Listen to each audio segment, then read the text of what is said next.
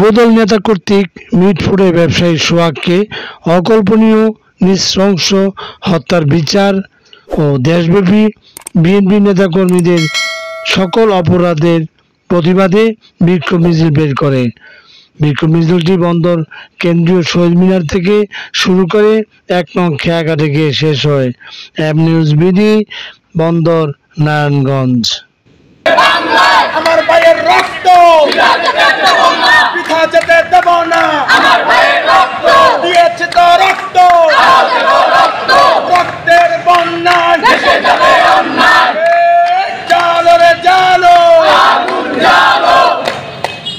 প্রতিবাদে বন্দরের আমজনতা কর্তৃক আজকের আয়োজিত বিক্ষোভ মিছিল ও সংক্ষিপ্ত সমাবেশে উপস্থিত সবাইকে জানাই আমার সালাম। আসসালামু আলাইকুম ওয়া রাহমাতুল্লাহি ওয়া বারাকাতুহু। আপনারা দেখেছেন ৩৬ দিনের আন্দোলনের মাধ্যমে আমরা একটি বাংলাদেশকে দ্বিতীয়বার স্বাধীন করেছিলাম, কিন্তু একটা বিশেষ গোষ্ঠী এবং বিশেষ দল তারা মনে করেছে তারা ক্ষমতায় চলে গিয়ে তাদের রামরাজত্ব কায়েম করেছে। মনে রাখবেন, ছাত্র জনতা আপনাদের কালো হাত ভেঙে দিতে যে কোনো সময় প্রস্তুত। ৩৬ দিন যদি সময় লাগতে পারে ১৬ বছরের সরকারকে উৎখাত করতে, আপনাদের সময় লাগবে ১৬ দিন, তার আগেও হয়ে যেতে পারে।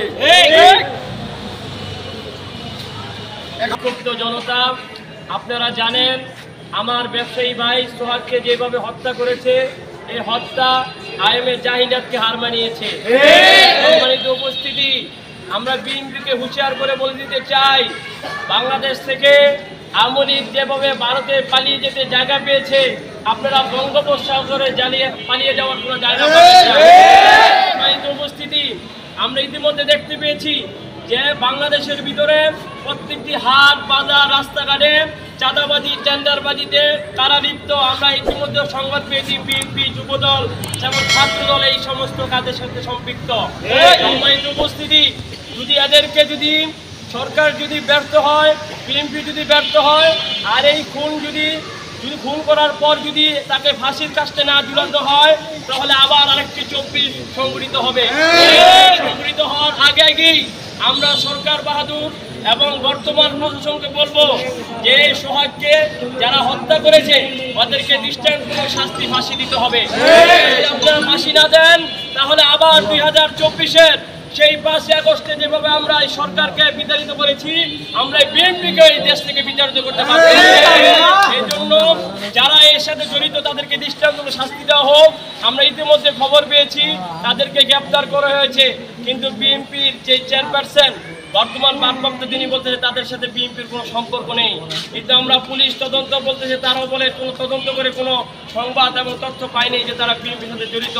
কিন্তু আমরা এলাকায় চকবাজার এলাকার জনগণ থেকে আমরা শুনতে পেরেছি যে মঈন নামে যে সন্ত্রাস সোহাগকে হত্যা করেছে তিনি বিএনপির প্রার্থী ছিল, যুবদলের সাধারণ সম্পাদক। আমরা ধিক্কার জানাই ওই সমস্ত সন্ত্রাসীদেরকে। আমরা বাংলাদেশে কোনো চাঁদাবাজ, সন্ত্রাস এবং খুনিদেরকে বাংলাদেশে আর দেখতে চাই না। আবার একটি আন্দোলন হবে, আবার একটি সংগ্রাম হবে। ছাত্র জনতা প্রস্তুতি গ্রহণ করেন, লড়াই হবে রাজপথে। এই সমস্ত বিএনপি সরকারকে উচ্ছেদ করে ছাড়বো ইনশাআল্লাহ।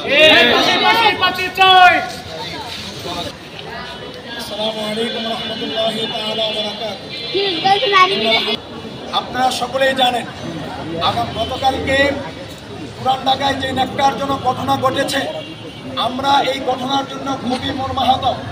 আজকে বৈষম্য বিরোধী ছাত্র আন্দোলন বন্দর উপজেলার পক্ষ থেকে এখানে প্রতিবাদ মিছিল হচ্ছে। গতকালকেও সারা দেশে, এর আগের দিনও হয়েছে, আগামীকাল